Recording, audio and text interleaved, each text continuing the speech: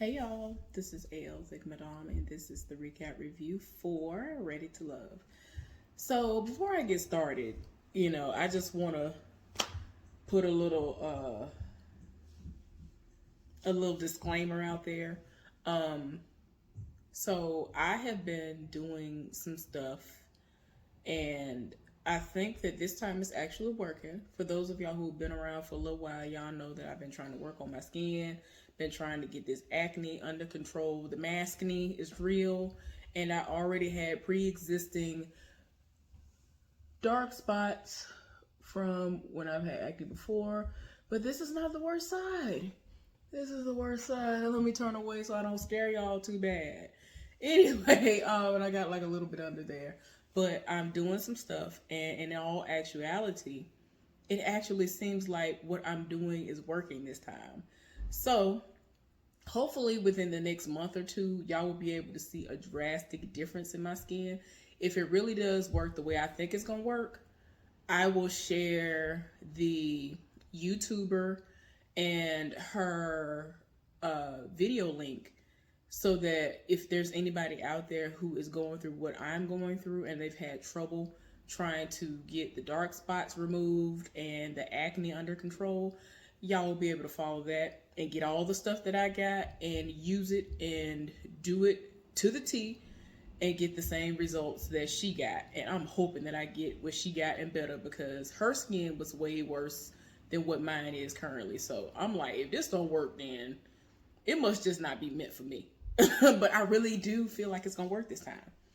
So yeah, y'all, I just wanted to get that out of the way so y'all won't be like, woo, child. Because I know, like, on my last videos that I actually posted, I had skin doing the most right here. Like, I was looking ashy in spots and all that, but I can't help it because it's a part of the process. And like, it was doing the most right here. I was like, oh my gosh. But yeah, I just wanted to throw that disclaimer out there so y'all already knew what it was. Y'all, I actually am super excited because I just got another black owned product. And y'all know who the person is, whose product it is. And I cannot wait to share it with y'all. I'm trying to wait. I'm going to wait at least a month or two before I debut that. I might wait until the summertime for that one because I do have a handful of other ones. And I have some more things on the way. Things have just been popping up that I need, like for real, and it's just been happening. So yeah, I will be having some more black-owned businesses that I'll be putting a spotlight on. So look out for those videos. But anyway, now that I've done my little check-in, hopefully y'all are doing well. Let's go on ahead and get into this recap review. So before the episode even hardly begins, they show everybody going to like a situation where they having brunch together.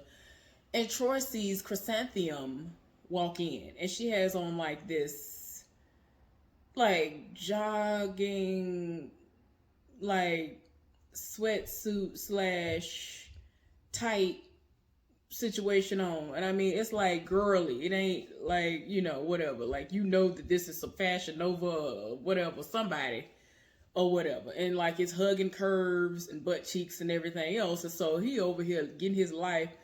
And I'm just like, I don't see him lasting long on this show. Like, I just don't see it. I don't see it. And then they showed Ida. Ida walked in excited because she wanted to see Ron, but she was a little thrown off because he was already there enjoying food. But she did walk up to him and greet him and hugged him. It was like, oh, I'm just so, I just wanted to say hi. I was just so glad to see you and all of that. And I was just like, girl, you ain't gonna make it on no win, but you and Ron ain't gonna make it. Well, I can't say, I don't know. Ron might get the hint, but Ida ain't gonna get it. She's just like that. It ain't gonna work. I ain't here for it. Child, Troy is back at it again. Like, does any of this stuff actually work? Because anyway, so in all honesty, y'all, there are like a handful of people who from time to time I will watch their live videos or their recap reviews on certain shows. I caught Bondi Blues live last week, and it was either last week or this week, and she was talking about, and her, like everybody else, they were reading the woman who calls herself Fly. And I was like, ain't nobody here for her. I'm like, what happened? Oh my gosh. But anyway, Troy tried to talk to her. And like, I don't remember her name is Ashley. Like, y'all, anyway, I think her name is Ashley.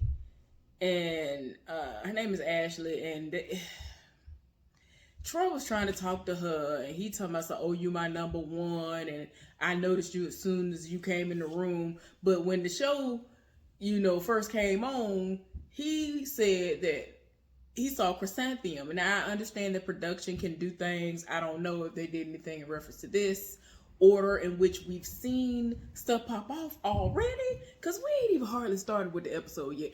But he talking to her, then he went and he was talking to Amber, the attorney, who don't be here for nobody because they really do be trying her, and I don't blame her. And then he went and he was talking to like 4 or 5 other people, and he gonna talk to one of them and say, yeah, let me read your poem. The woman who was talking about cats,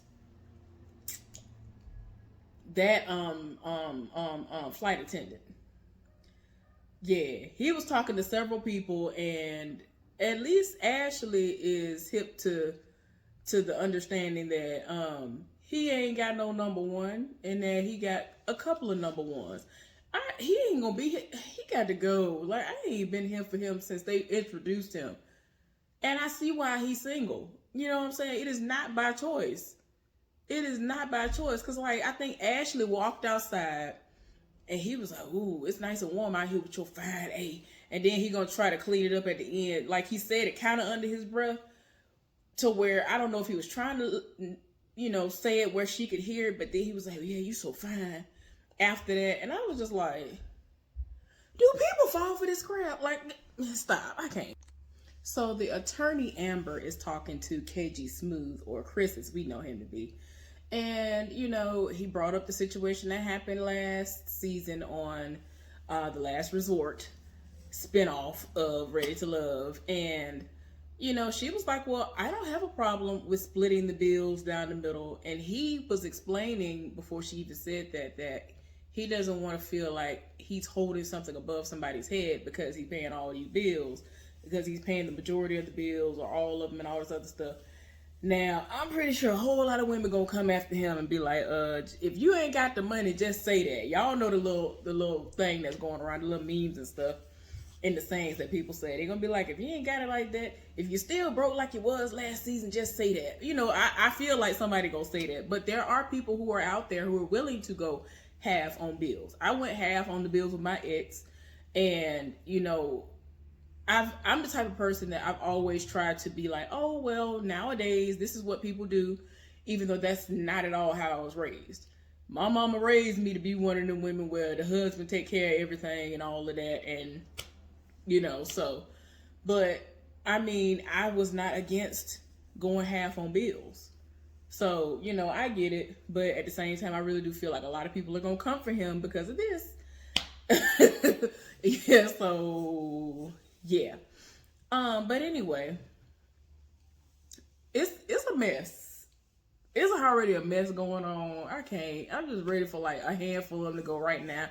They already announced that they're gonna be they're gonna even it out, and apparently like 2 women gonna go home unless he gonna throw a crazy type of curveball outside of the one he just threw, which was that 1 woman will be going home by the end or at the end of the brunch. So everybody was like, what? So I'm like, whatever, do what y'all gotta do. Y'all, this brunch is all over the place. So Dietrich, who is the chef, he is talking to, who he talking to at the moment? Because like, he's talking to Ida. And so he's like, are you nervous? Like, what's going on? And she kind of make it seem like she nervous and all that. So he was like, well, I didn't want to get a certain vibe from you, and you didn't know certain things about me because you were nervous and you wouldn't let me in or whatever. So it's like he trying with her, and I'm like, it ain't got nothing to do with her being nervous. It's just something wrong.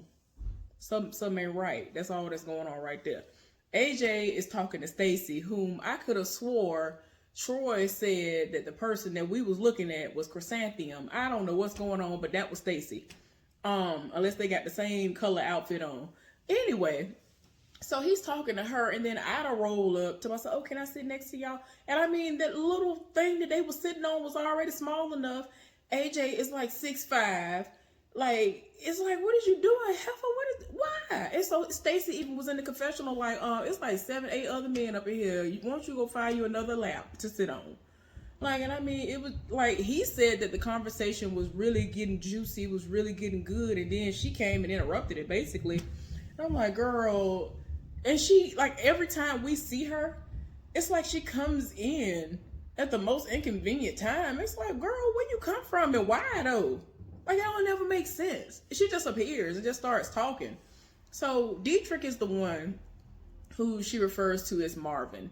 So, you know, the person who corrected me down in the comment section, I appreciate it, because myself, Bondi Blue, and a lot of other people thought that heifer said, you give me gay vibes. Like, we didn't hear Marvin at all. Like, she said Marvin so fast, I didn't catch it at all. And I rewound that thing, I don't know how many times. Then after you said something about it and, you know, corrected me, I rewound it again. I'm like, I don't know what's going on. Then I saw Bondi Blues live, and she said gay vibes too. And I'm like, see, all of us think that this woman said gay. But anyway, but yeah, she gotta go. Something ain't right. I don't know what it is, but it ain't working. So Tressa, who was the comedian, she's talking to, I forget if it was AJ. I think it was AJ at one point in time. And, you know, she's talking to one of the guys. And so, of course, like she didn't want to happen, she's giving off homie vibes. And she said in her confessional that she don't really like to tell men that she's a comedian because they always walk away like, oh man, she's so cool. Oh, that's homie vibes. Don't nobody want to hear that when you looking for a man. And so then we saw her later on talking to David, who is 44 years old. He's a real estate agent, and I want to say moonlights. He moonlights as an ordained minister. And so he was talking to her and somebody else and wanting to know if they are willing to be celibate until marriage. And she was just like, in her confessional, like, look, we both in our 40s, ain't nobody got time. And then, you know, while the mingling and all that stuff was going on, she has stated, like, she was talking just like me in this moment. She was like, I've had trash before. I've had trash. So the sex was trash. So no, I mean, ain't nobody trying to sit up there and wait and then it's trash. Because she's saying she's done all this before, but we in our 40s, I ain't gonna sit up here and try to fake the funk like I'm cool with it when I don't want to do that. I know how to do it. I have done it before, but I'm not willing to do that anymore. That's what she was saying, and I don't know if anybody gonna be here for her because everybody getting homie vibes, and I'm just like, girl. Andrea is the name of the awkward flight attendant. I think Stacy is the other flight attendant, if I'm not mistaken. But anyway, yeah, AJ was not here for her, and he was just like, look, I tried, but I don't know what it is, and I'm just tired of trying. The connection ain't there. It is what it is. And she's left like, well, he had an opportunity to talk to me, but he wouldn't talk to me, and the vibe ain't what it need to be. And I'm like, girl, girl, I don't know what to tell you, because ain't nobody here for you. Like, ever since that cat day, ain't nobody here for it. Well, as we all expected, Ida is the woman who ended up going home. It was going to be a really, really close tie between Andrea and Ida, but the men gave a resounding Ida the first time they tried to get rid of women, but it ended up backfiring because last episode it was just all men going home. So we're gonna see what's happening now, because the second curveball has been thrown, and everybody's gonna be dating old school. The men are asking out who they want to go out on a date with, and they're gonna set it up and do all these other things. So now the dating is about to start. Ashley and AJ went to this candle making place, and I just can't, like, it was just like the whole time I was just looking at the scene like, girl, you doing too much. So she lives to say, oh, I'm tall, dark, and and then like she kept touching his beard and all, like she was doing the most. And I'm like, but I feel like that has probably been your issue. You like men to look a certain way, and when they're trash, you don't see the red flags. But anyway, with this situation with AJ, it was to the point where like she was overly aggressive, more aggressive than him, and they were speaking to one another more so on the level of, oh, we are sexually attracted to one another. It wasn't like he was looking at her like, you know what, I could see myself with her and settling down. He was looking at her like, I could bust it wide open and tell her to bring it back. Like, it ain't gonna work. Jason, who is the teacher, and you know, he was the basketball coach to Ashley's son, and Kyra, who is the other attorney on this show, they both went out on a lunch date. So they're talking, and the conversation gets a little serious when she asks, you know, about, you know, certain goals and things that he had set out to do. And he was like, well, you know, I pretty much started things, or I have, you know, completed them, you know. And so she was kind of like, oh, okay. And so she was like, of course, following up, like, if you started something, like, what stopped you from finishing? And he was like, you know, there were moments where depression crept in. So she in the confessional talking about, you know, I had a whole lot of depression in my family and it led to some terrible things happening. And that's a red flag that, you know, I don't want something like that to creep into my relationship. And I just wanted to be like, girl, I really wanted to tap her on the shoulder and be like, ma'am, you do understand that there are people in the world who have everything is going amazingly well for them, and depression can creep in from anywhere. Literally anybody in life can become depressed at any moment. So for you to consider that to be a red flag just because he said that he has suffered from slight depression at one point in time, I'm not understanding why you making it seem like it's going to be that bad. Now, me being someone who has had major depression for years, it's like part of me kind of understands, but at the same time, I'm like, if this man has told you that he has had counseling before and that he's good and he just had a moment, like he seems like he hasn't even had it like that before. For you to sit up there and make it seem like, oh, well, let me, you know, kind of be on the lookout. Like you about to sell yourself short, you know what I'm saying, with anybody, because basically everybody, I bet if they was to have everybody say, raise your hand, how many of y'all have been depressed? Everybody gonna raise their hand. So girl, you might as well go home if that's, you know, the main criteria you're gonna go off of. So my thing is like, it's levels to it. Like for me personally, I have a friend. I have known this person for over 10 years. And he literally has everything that most people wish that they had a handle on. You ain't got to worry about no bills. You ain't got to worry about nothing. Everything is going great. The only thing he doesn't have is a woman. But the thing is, he never focuses on continuing to build and do the things he needs to do in life long enough to allow someone to want to have some sort of a focus towards him, to be like, oh, okay, I see what you got going on. No, you don't work on yourself. Like, it's like, I see why don't nobody want to talk to you. You don't work on yourself. Like, you don't work on yourself, and like he literally will get into his, like, get his own self worked up for no reason. And I just be like I don't know how to explain it, but y'all, when I tell y'all, it's to the point where I'm in an amazing place in my life, and I don't want depression to rub off on me in you know, I don't want that negative energy to rub off on me. That's what I want to say. It's just a way, if y'all knew him and the way it goes, y'all would be like, I can't, this is draining. You're not about to suck the life out of me. Like, I've had to distance myself because it's like, I ain't got time for you to drag me down in your woe is me. And I mean, I'm the type of friend, I will tell you, and I straight up told him, you cannot sit up there and say, woe is me. Oh, I ain't got this. You literally had everything else in life except a woman. Work on the things that you have going on in your life. and then the rest will come. People will notice what you've done. People will want to gravitate towards you, but you don't work on yourself. Like, y'all, he don't.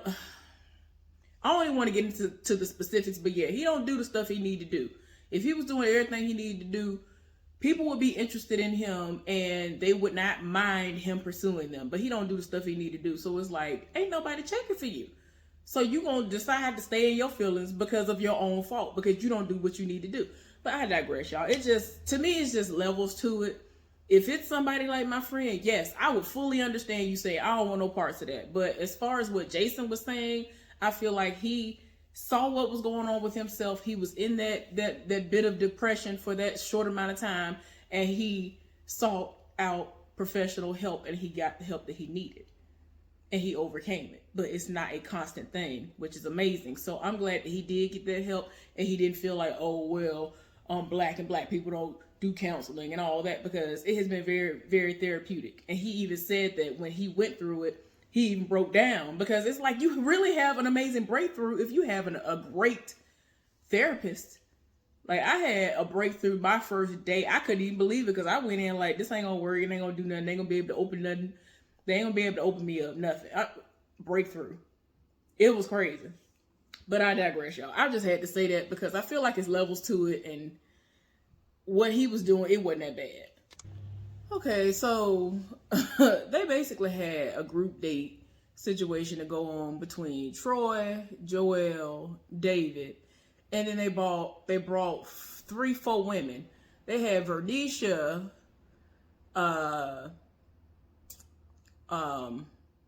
Liz, oh my gosh, who else?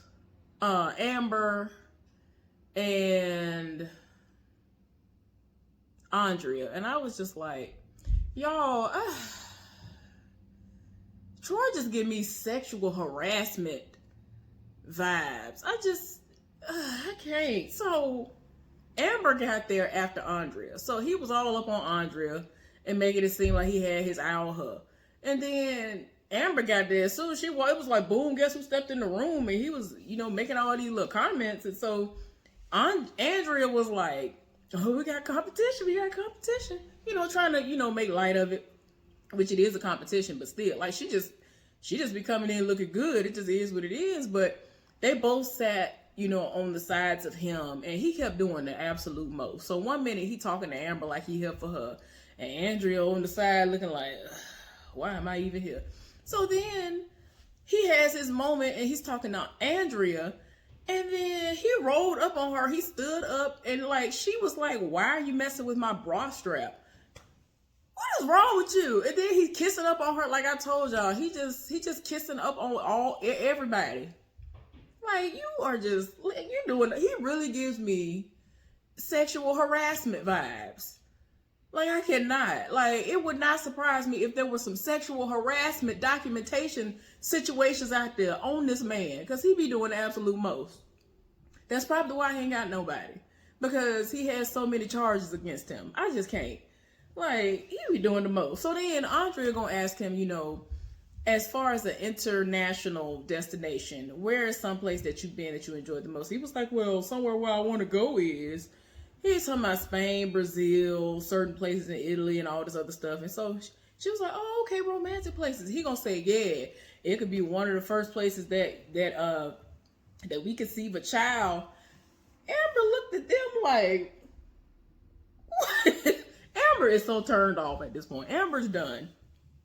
Joelle is having his moment with Liz, and he's talking to her. And Vernisha is basically supposed to be his number one.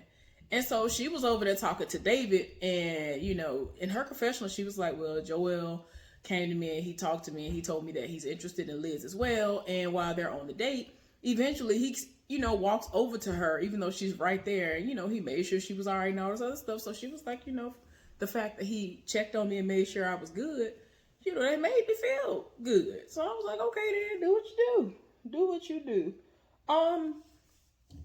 I don't really see it for David for a very long time. I don't think he's going to be one of the last 3 standing, even though I don't have any issues with him.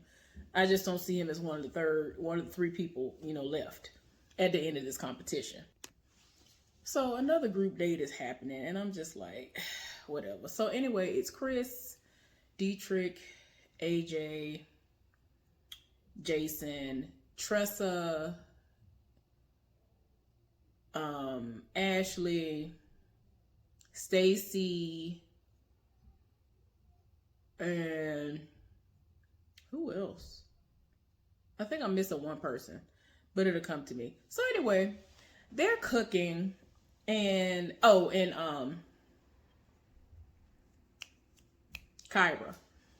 Kyra is the one who, has gone out with AJ before. So anyway, they're basically having somewhat of a cooking competition. And after everybody's done cooking and all this other stuff, they start going around to each other mingling. And eventually Kyra and AJ link up, and, she talking about the food tastes good. And one of the ladies remembered that he does not do pork. And I think it was Stacy. And so he was like, what? I can't believe you remembered that. Because they saw the stuff that was sitting out there ready for them to, cook. So, he was kind of like, oh, she actually paying attention. Well, Kyra is over here like, well, either is he going to be my El Cheapo or is he going to be my chocolate drop? And I'm like, here y'all go. Living for somebody just because they're chocolate. If the personality is trash, then like what are you gonna get from that? Like I'm just trying to understand. I'm not saying his personality is trash. I'm just saying, what if that's what it is? And y'all just saying, ooh, he chocolate. And I'm just like, now if the competition was based on who the finest or something like that, then maybe, since that's your objective view of them, okay, but no. Anyway, well, Stacy was having a conversation with Chris. And it got quiet, and then she basically called out to Dietrich and was like, hey, can I come over there? And she left Chris high and dry. He was just there by himself, and I was just like, oh, okay then.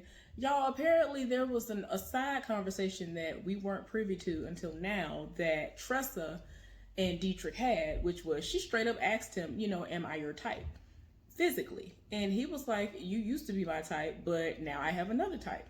But they were talking to one another and mingling, and she brought over some of her food that she cooked for him to taste, and he liked it. And he's a chef, so he was like, wait a minute. And they were actually talking about spices and all this other stuff. And so he was like, I think I might want to take you out on a date. So he done asked her out on a date. And so she in her confessional like, how does it gonna work if I'm not your type? Like, this don't make sense to me. And you basically telling me I have the dopest personality and vibe out of all the ladies here, but I'm not your type. So I don't understand how that's going to work. And I'm like, girl, I ain't got time. For me, if you don't like all of this, then usually people don't approach me. Don't approach me if you don't like all of this.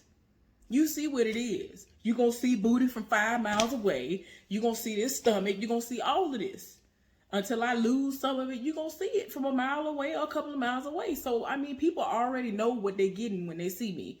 So, I already usually can tell if somebody like me. And people have, in my later years, people have decided to come correct and just straight up say, oh, I like that. I like what you look like. I love what you look like or whatever. Like, don't tell me, oh, well, you ain't my type, but now you're trying to roll up. That don't even make no sense. That would not make sense to me. And I would have been like, I don't understand. But it's like, I don't want to say, is this a move of desperation for her? Or could this be a smart move to kind of change his mind? Because I know there have been people where I've seen success stories where the people would have never gotten together, but they were drawn to each other's personality, and in some of the cases, the weight was lost or whatever, and then they became completely different and all. Like, it's just random situations that have happened, but they ended up working out. And I don't know. If you tell me you ain't here for me, I'm not really trying to see what you think you finna offer me, because you ain't here for me. So it's like, what is we talking about? Okay, y'all. So this episode recap review finna be a little bit longer than I expected anyway. But y'all, my heart, y'all. Okay, so first of all, how dare y'all for barely having Joelle speak or be seen on this episode like that? Y'all knew y'all was wrong. But anyway, so the men are congregated and they are talking with Tommy, and they about to, discuss stuff, lay everything out on the line. So before they even get started talking about who they like and who they don't like, Jason was like, look, Joel is an awesome dude. And I'm like, what is we talking about? So he done set it off about Joel talking about, I was moving, right? And he called me out of the blue. Was like, hey man, what's up? What you got going on? What's Am? And so he was like, man, I'm moving. He's like, all right, I'm on my way. He said that man was sweating some more, and he came and helped him. And Joel was like I thought Joel was joking, right? I thought Joel was joking. Because he was like leaned over and like wiping tears from his eyes. And then all of a sudden he was like, I ain't about to apologize for shedding a tear. You dig? I was like, you crying for real? What happened? Yeah, I was like, wait a minute. Wait.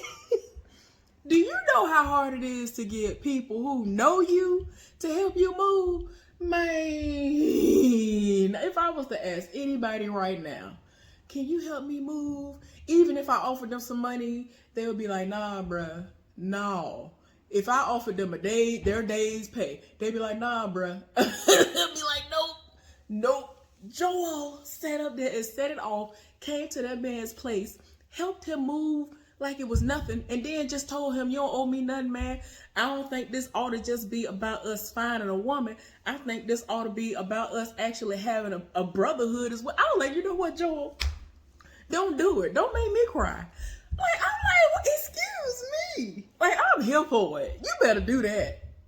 Y'all, so, they finally were able to go around the room and say who their top picks were and who their bottom picks were. And it was a general consensus of Tressa, the comedian, and Andrea, the flight attendant, being in the bottom two. So David, the real estate agent / wedding officiant, took Andrea out to speak to her one-on-one to let her know what all went down at the little meeting. And Dietrich took Tressa out. Now, again, just in case y'all forgot, Dietrich is the dude who Tressa spoke to day one, and she straight up asked him, am I your type? He said, no, you used to be my type, but I got another type I like now. So she wasn't thinking about him, and she knew what it was, but after their date, group date, he had an amazing connection with her, and she has jumped up to like one of his tops. So yeah, they ended up having their separate conversations with them, and ultimately David told Andrea that she is not ready to love, but he did give her words of encouragement of the biblical variety, and she says that she receives it. So I'm like, okay. Well, the way that Dietrich was delivering the news to her, to, of course, Tressa, it came off like, okay, girl, you about to go home, but he was like, pretty much a lot of the dudes wasn't here for you. But I was like, no, what about me? I need my turn to speak. I need to say what I need to say. I need to have my date with her. You know what I'm saying? I'm here for her. And he made it clear that there are a couple of other dudes who, like what they see too. So it is what it is. And he asked her out again on another date. So she's like all, here for it. I don't know. I would have been cautious. I would have been like, I don't know. Because I don't want you to be like, you know what? I don't like how you look, but I mean, I guess I'll give you a try. See what you hitting for. I guess I'll see what it's hitting for. I don't like that. I ain't here for that. But I don't know. It might work out for them. I don't know, though. Because, like, off rip, you was like, nah, you ain't my type. But anyway. Hopefully y'all enjoyed this recap review of Ready to Love. This was an interesting episode. Again, I don't like how we didn't see Joel like that. Y'all already know it's Joel for me. You know what I'm saying? I like his voice. I like his accent a whole lot. He is easy. Well, he does seem like he is easy to talk to, as some of the other people continuously say about him. And he is like a lot of people's top pick. So, I mean, it is what it is, but hopefully it won't end up turning into one of those situations that we've seen happen in the past. Anyway, please like this video, thumbs it up for me. Let's get down in the comment section and discuss it.